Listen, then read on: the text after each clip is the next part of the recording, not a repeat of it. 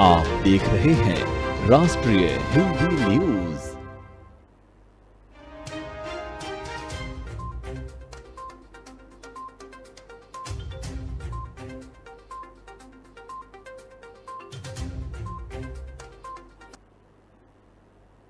नमस्कार, आप देख रहे हैं राष्ट्रीय हिंदी न्यूज और आपके साथ हूं मैं अंजना राठौर। नजर डालते हैं कुछ खास खबरों पर।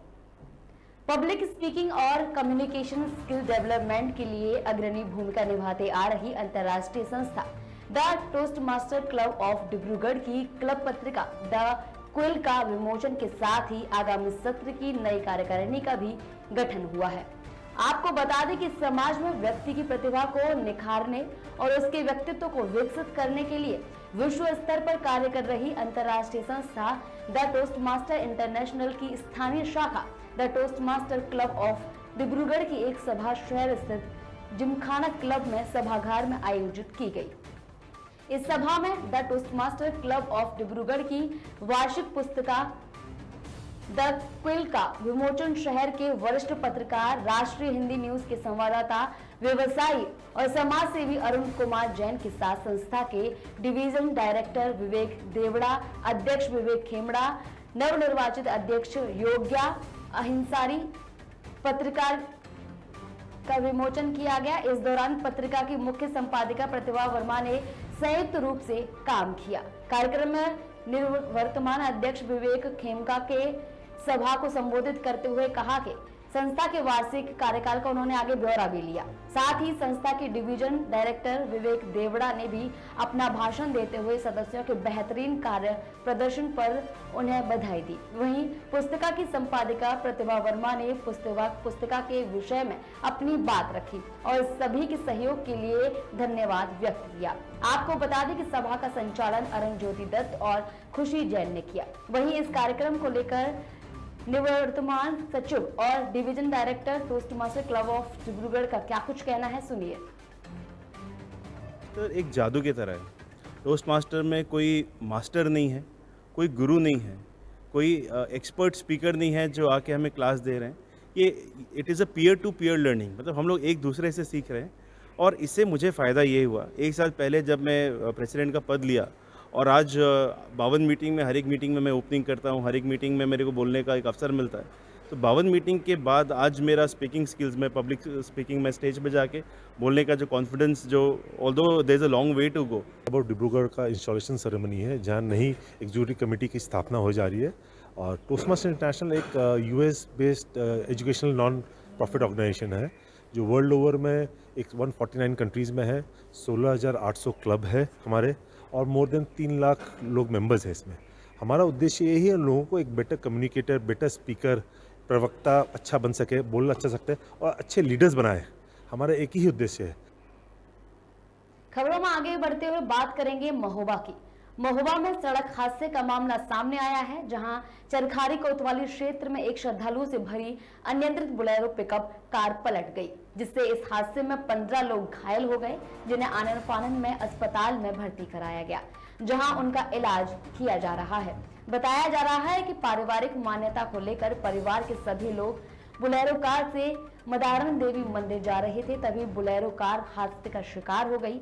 वहीं इस हादसे के दौरान बोलेरो कार में परिवार के लगभग 25 लोग मौजूद थे, जिसमें से 15 लोग घायल हो गए, जिसमें 5 लोगों की हालत गंभीर बनी हुई है।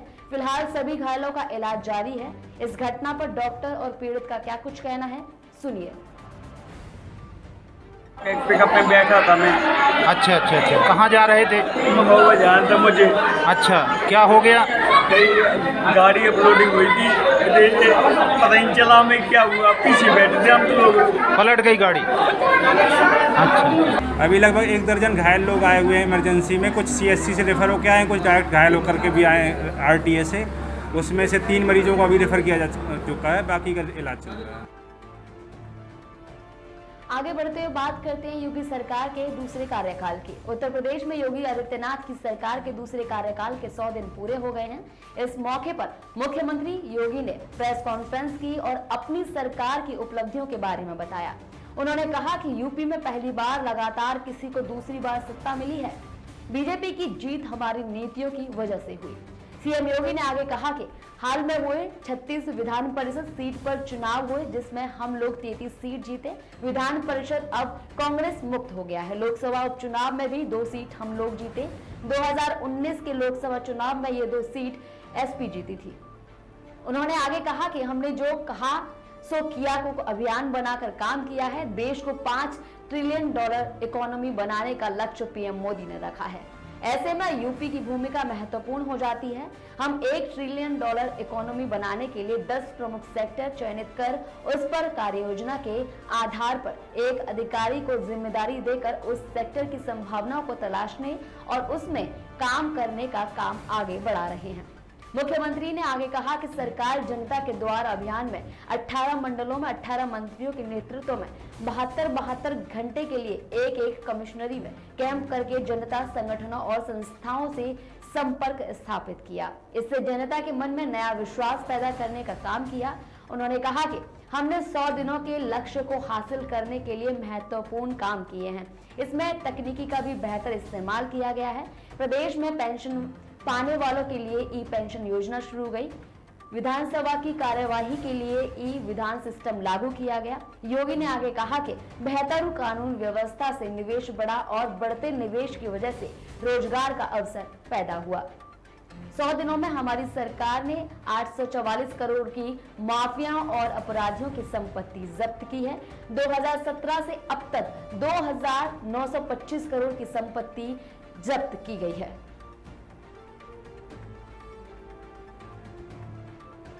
राष्ट्रीय महिला आयोग ने बीजेपी की निलंबित प्रवक्ता नुपुर शर्मा पर किए गए समाजवादी पार्टी के मुखिया अखिलेश यादव के ट्वीट पर संज्ञान लेते हुए अखिलेश के खिलाफ तुरंत कार्रवाई करने की मांग की है। राष्ट्रीय महिला आयोग के चेयरपर्सन ने यूपी सरकार को लिखित में शिकायत दर्ज कराते हुए कहा कि इस मामले की जांच हो और अखिलेश यादव के खिलाफ कार्रवाई की जाए। एनसीडब्ल्यू के चेयरपर्सन रेखा शर्मा ने उत्तर प्रदेश की पुलिस महानिदेशक को लेटर लिखा और अखिलेश यादव के खिलाफ एक्शन लेने की मांग की है। उन्होंने योगी सरकार से अपील की है कि 3 दिन के अंदर अखिलेश के खिलाफ एक्शन लिया जाना चाहिए।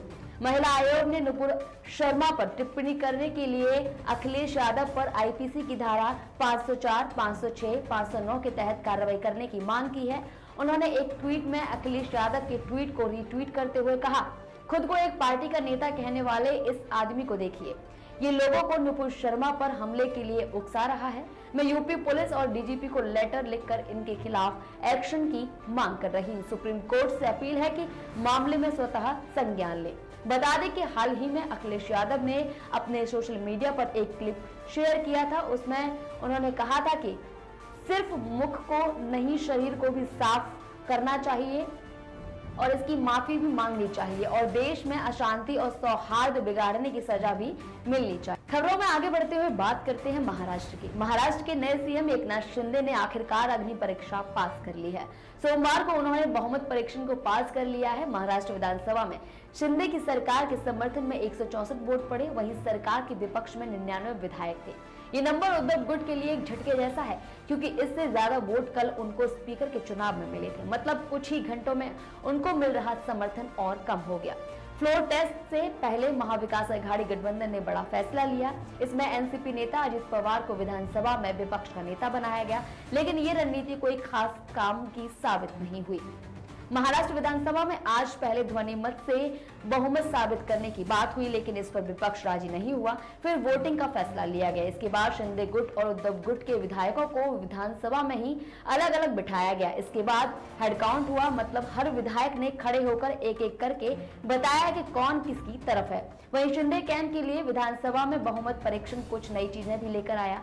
शिवसेना विधायक संतोष वांगड़ ने शिंदे सरकार के समर्थन में वोट किया। वहीं वो कल उद्धव के खेमे में थे। स्पीकर के चुनाव में भी उन्होंने शिंदे खेमे के उम्मीदवार के खिलाफ वोट डाला था। इसके साथ ही श्याम सुंदर शिंदे ने भी एकनाथ शिंदे सरकार के पक्ष में वोट किया। जानकारी के मुताबिक 2 विधायक ऐसे भी थे जो अब तक शिंदे के साथ थे। वे गुवाहाटी के होटल में शिंदे कैंप का हिस्सा थे, लेकिन अब फ्लोर टेस्ट के दौरान उन्होंने फिर पाला बदल लिया। अब उन्होंने शिंदे सरकार के खिलाफ यानी उद्धव के समर्थन में वोट डाला है। विपक्ष के वोट इसलिए भी कम हुए हैं क्योंकि कुछ वोट डाल नहीं पाए, वहीं कुछ ने जानबूझकर इससे दूरी बनाई। डॉक्यूमेंट्री फिल्म काली के पोस्टर पर बड़ा विवाद खड़ा हो गया है। फिल्म का poster Indian film maker Leena Manimekalai ने 2 जुलाई को रिलीज किया था। फिल्म के पोस्टर में मां काली को सिगरेट पीते दिखाया गया है। यही नहीं, उनके एक हाथ में त्रिशूल तो दूसरे हाथ में LGBT समुदाय का सतरंगा झंडा दिखाया गया है। इन्हीं 2 चीजों पर विवाद हो रहा है, जिसके बाद से यूजर लीना मणिमेकलई को अरेस्ट करने की मांग कर रहे हैं। सोशल मीडिया पर फिल्म मेकर लीना मणिमेकलई को लेकर लोग जमकर खरी खोटी सुना रहे हैं। वहीं सोशल मीडिया पर #अरेस्ट मणिमेकलई ट्रेंड कर रहा है। लोगों का कहना है कि मेकर्स ने पोस्टर में मां काली का अपमान किया है। लीना पर हिंदुओं को भावनाओं को ठेस पहुंचाने का आरोप भी लगाया गया है। वहीं फिल्म मेकर लीना ने अपनी डॉक्यूमेंट्री फिल्म का पोस्टर शेयर करते हुए बताया था कि उनकी इस फिल्म को कनाडा फिल्म फेस्टिवल में लॉन्च किया गया है। वे अपनी इस फिल्म को लेकर काफी एक्साइटेड थी, लेकिन पोस्टर सामने आने के बाद तो लोगों ने इसे पूरी तरह से नकार दिया है। दिल्ली के मुख्यमंत्री अरविंद केजरीवाल ने रविवार को दिल्ली में अपनी सरकार और गुजरात में शासन के बारे में बात की। स्कूलों और मोहल्ला क्लिनिकों की वास्तविकता की जांच के लिए बीजेपी के 17 सदस्यीय प्रतिनिधिमंडल दिल्ली के 2 दिवसीय दौरे का हवाला देते हुए केजरीवाल ने कहा कि 2 दिनों के दौरे के बाद भी उन्हें कोई कमी नहीं मिली। ये दिल्ली में आप सरकार के प्रदर्शन को दर्शाता है। केजरीवाल ने आगे कहा कि आप सरकार हमेशा रचनात्मक सुझावों और आलोचना का स्वागत करती रही है। यदि ये बड़े पैमाने पर लोगों के लिए अच्छा है, यदि कोई चूक हमारे संज्ञान में लाई जाती है तो हम जल्द से जल्द कार्रवाई करते हैं। उन्होंने पार्टी के 6,988 पदाधिकारियों को ईमानदार देश और गुजरात के लोगों की सेवा करने, गांधी और सरदार के गुजरात के सपने का निर्माण करने की शपथ दिलाई। गुजरात में केवल 2 दल सक्रिय रूप से प्रचार कर रहे हैं। उन्होंने कहा कि आप और बीजेपी सिर्फ गुजरात में प्रचार कर रही है, कांग्रेस कहीं दिखाई नहीं दे रही है। इससे पहले मीडिया कर्मियों से बात करते हुए केजरीवाल ने उदयपुर में कन्हैया लाल की बर्बर हत्या की निंदा की और उन्होंने आशा व्यक्त की कि इस तरह के जघन्य अपराध के लिए आरोपियों को कड़ी सजा मिलेगी। उन्होंने ये भी कहा कि ये समय उंगली उठाने का नहीं है। फिलहाल के लिए खबरों में इतना ही। देखते रहिए राष्ट्रीय हिंदी न्यूज। जय हिंद।